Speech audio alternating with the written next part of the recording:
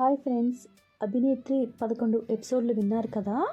12వ ఎపిసోడ్లోకి వెళ్దామా. తను నాతోటి ఏమిటి ఆ ప్రశ్న అడుగు, నేనేమి అనుకోను అని చెప్పింది. తప్పుగా అనుకోకు, జస్ట్ ఒక చిన్న డౌట్ అంతే. మనం మొదటిసారి కలిసాం కదా, ఆ రోజు నాకెందుకో నువ్వు చెప్పావు కదా నీ లవర్తో చాలాసార్లు నేను ఆల్రెడీ ముందుగా అప్రోచ్ అయ్యాను అని. కానీ నాకు ఎందుకో అలా అనిపించలేదు. నీతో నేను మొదటిసారి కమిట్ అయినట్లుగా అనిపించింది. అప్పుడు నాకు కొంచెం నిజానికి కష్టం కూడా అనిపించింది. నీతో చెప్తే నువ్వు భయపడతావని చెప్పలేదు. నిజానికి నేను నా లవర్తో కూడా ఆల్రెడీ కమిట్ అయ్యాను అని చెప్పాను కదా. లేదు, మొదటిసారి నేను నీతోటే కలవటం అని చెప్పాను, తన పెదవులను ముద్దాడుతూ. తను మత్తుగా హా అంటూ, అవును నాకు కూడా ఆ రోజు అర్థమైంది నీకు మొదటిసారి నాతోటి ఉండటం అని చెప్పింది. హే, నేను అడిగేది నా గురించి కాదు, నీ గురించి. నువ్వు నిజంగా నీ ఫియాన్సీతో ఆల్రెడీ కమిట్ అయ్యాను అని చెప్పావు కదా. నువ్వు నాతోటే కదా మొదటిసారి కమిట్ అవ్వటం. అది మొదటి ఎక్స్పీరియన్స్ అని నాకు అర్థమైంది. నువ్వు నాతో అబద్ధం ఆడావు అని. నువ్వు ఇంతవరకు ఎవరిని టచ్ కూడా చేసి ఉండవు.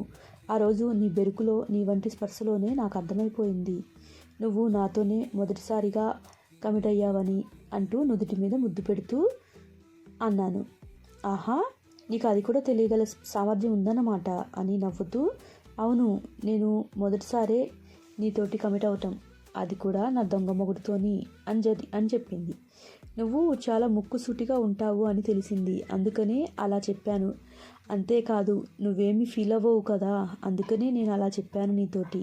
నువ్వు కూడా వర్జిన్ కాదు అన్నావు కాబట్టి నేను కూడా అలాగే చెప్పాను, ఏమైంది దానిలో అని అంది. నా మనసుకు చాలా హాయిగా అనిపించింది. ఇద్దరం మంచి అండర్స్టాండింగ్ చేసుకునేవారము అనుకున్నాను. కానీ మన మనసు ఎప్పుడు ఎలా మారుతుందో మనకు తెలియదు కదా. సో ప్రాక్టికల్గా ఉంటే మంచిది అని మనసులో అనుకున్నాను. సరే, మొత్తానికి మా ఇద్దరికైతే కాంట్రాక్ట్ పెళ్ళి అయిపోయింది. ఇప్పుడు నా పెళ్ళాంతో నేను రహస్య జీవితాన్ని జీవిస్తున్నాను అన్నమాట అని అన్నాను. అవును, నా రహస్య భర్తవే, రహస్య కాపురం ఇది కూడా స్పెషలే కదా అని తను నా మీదకి వస్తూ ముద్దుల వర్షంతో పాటు ప్రేమను కురిపించింది. ఆ రేయి అంతా మాకు ఒక మధురమైన స్వప్నంగా అనిపించింది. ఇద్దరం ఒకరికొకరు మంచి జ్ఞాపకాల్ని మిగుల్చుకున్నాం. అరే, రేపొద్దున్నే దాటితే మరలా మనం ఎవరికి వారే కదా అని కొంచెం దిగులుగా అడిగింది. తన కళ్ళల్లో దిగులు నాకు కనపడింది. కానీ ధైర్యంగా, తప్పదు కదా, ఇది మనిద్దరం ఒప్పందంతో అనుకున్న మాటే కదా అని చెప్పగానే వెంటనే తన కళ్ళల్లో తెచ్చిపెట్టుకున్న ధైర్యంతో అవును అని చెప్పింది. ఇద్దరం ఎవరికి వారే, మనసులో కొంచెం బాధగా ఉన్నా ఏమీ తెలియనట్లు ధైర్యాన్ని పైకి చూపించుకున్నాం. సరేలే, నువ్వేమీ ఆ పనిలో తక్కువేమీ కాదు, అలాంటి ఆలోచనలు ఏమీ పెట్టుకోకు. ఆ అమ్మాయి చెప్పినట్లు అవన్నీ మనసులో పెట్టుకుని గిల్టీగా ఫీల్ అవ్వకు అని చెప్పింది. నేను అవునా అంటూ తన బంగారు రంగు అరటి బోదల్లాంటి తన కాళ్ళను నా నడుముపైకి లాక్కుంటూ తన బుగ్గ మీద ముద్దు పెట్టాను. తను అవునా అంటూ నా గుండెలకు హత్తుకొని పడుకుంది. తన కాళ్ళతో నా నడుమును బంధించేసి తన గుండెలకు నన్ను హత్తుకుంది. నా జుట్టుతో తన వేళ్ళు పెట్టి తల నిమురుతూ చిన్న పాపలా బజ్జుంది. ఈ రేయి ఇక్కడ నాతో గడిస్తే మరుసటి రోజు తన ఇంట్లో, తను రూమ్లో, నేను నా రూమ్లో. ఇది ఒకటే నాకు కొంచెం బాధగా అనిపించింది. కానీ పర్లేదు, మాకు కూడా ఒక మంచి రోజు వస్తుంది అని తృప్తిగా తనని హత్తుకొని నిద్రపోయాను. మమ్మల్ని లోకం ఏమనుకున్నా పర్లేదు, మేమిద్దరం ఒకరికొకరు అర్థం చేసుకొని ఎప్పుడూ మాకు నచ్చలేదు అన్నప్పుడు మా ఆత్మను కించపరచుకోకుండా ఒకరికొకరు విడిపోవటానికి కూడా సమ్మతమే. నిజానికి ఇదే మంచిది. అది తెలియకే ఎంతోమంది ఒకరికొకరు దూషించుకుంటూ తిట్టుకుంటూ జీవితం అంతా నరకాన్ని అనుభవిస్తున్నారు అని మనసులో అనుకున్నాను.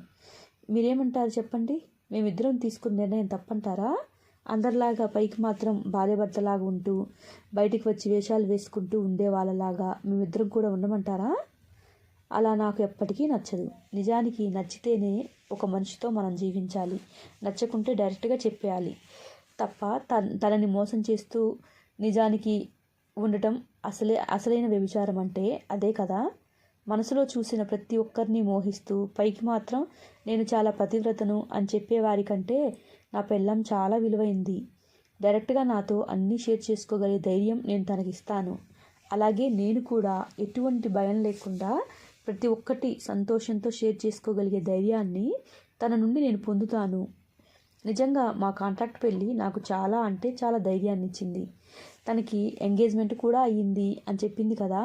చిన్నగా దాని గురించి కనుక్కొని ఆ ప్రాబ్లమ్ని కూడా మేమిద్దరం కలిసి సాల్వ్ చేసుకుంటాం అనుకుంటున్నాను. జీవితం మీద ఒక ఊబిలో కూరుకుపోతున్నాం అనే భావంతో బతికే కంటే ఒక సంతోషమైన జీవితాన్ని జీవిస్తున్నాం అనే ఆనందం చాలా బలాన్ని ఇచ్చింది నాకు ఆ రోజు. నిజంగా ఈ అమ్మాయే కనుక నా జీవితంలోకి రాకపోతే నా లైఫ్ అంతా ఎప్పుడూ ఈ రూమ్కి అంకితమై ఉండేది.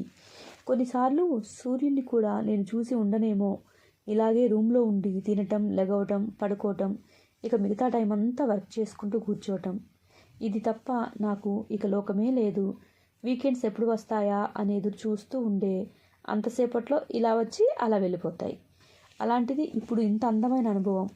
ఒకరి కోసం ఎదురు చూడటం, ఒకరి కోసం ఒకరు తప్పించిపోవటం, ఈ అనుభవాలన్నీ నాకు చాలా అంటే చాలా హ్యాపీని ఇస్తున్నాయి. నేను అలా ఆలోచిస్తూ నిద్రలోకి జారుకున్నాను. మధ్య మధ్యలో మెలకు వచ్చినప్పుడు తనని గట్టిగా హత్తుకుంటూ పడుకోవటం అయితే నాకు చాలా అంటే చాలా థ్రిల్లింగ్గా అనిపించింది. అసలు ఇద్దరం ఒకరికొకరు ఎవరి మాటలకు ఇబ్బంది పెట్టుకోకుండా అర్థం చేసుకుంటూ ఉండటం అనేది నిజంగా ఒక అదృష్టం కదా. అసలు ఎక్కడి నుండి వచ్చావే నువ్వు? నా పాటికి నేను ఆ రోజు సినిమా హాల్లో కూర్చొని నా పనేదో నేను చేసుకుంటుంటే వెతుక్కుంటూ వచ్చి మరి నా ఎదురు కూర్చున్నావా? సరే, నీ పాటికి నువ్వు పని చేసుకుని వెళ్తావు అనుకుంటే నాలాంటి ఒక ముద్దోడిని పలకరించి మరి నా మనసులో ఇలా తిష్ట వేసుకొని కూర్చున్నావు. అది చాలదు అన్నట్లు ఇప్పుడు ఇలా నా గుండెల మీద వచ్చి పడుకున్నావు. ఏంటే నువ్వు అసలు ఎందుకిలా నన్ను ప్రేమించావు? నీ ప్రేమను నేను కూడా ఫీల్ అయ్యేలా ఎందుకు చేస్తున్నావు? అసలు మనిద్దరం ఎందుకు కనెక్ట్ అయ్యాం? అంతగా ఏం నచ్చిందే నాలో నీకు? చెప్పవే నా ముద్దులు పెళ్ళామా అంటూ తన పెదాల మీద గట్టిగా ముద్దు పెట్టాను. మధ్యరాత్రిలో మెలకువ వస్తే. హాయ్ ఫ్రెండ్స్, ఇంతటితోటి అభినేత్రి 12వ ఎపిసోడ్ అయిపోయింది. ఇక 13వ ఎపిసోడ్ కోసం ఎదురు చూస్తారు కదా. సరే, ఈ ఎపిసోడ్ మీకు నచ్చినట్లయితే సబ్స్క్రైబ్ చేసుకొని ఉండకపోతే దయచేసి సబ్స్క్రైబ్ చేసుకోండి. ఒకవేళ ఇది బాగా నచ్చి ఉంటే మీ ఫ్రెండ్స్కి కూడా షేర్ చేయండి. ఇట్లు మీ అనుశ్రీ మెండు. Thank you.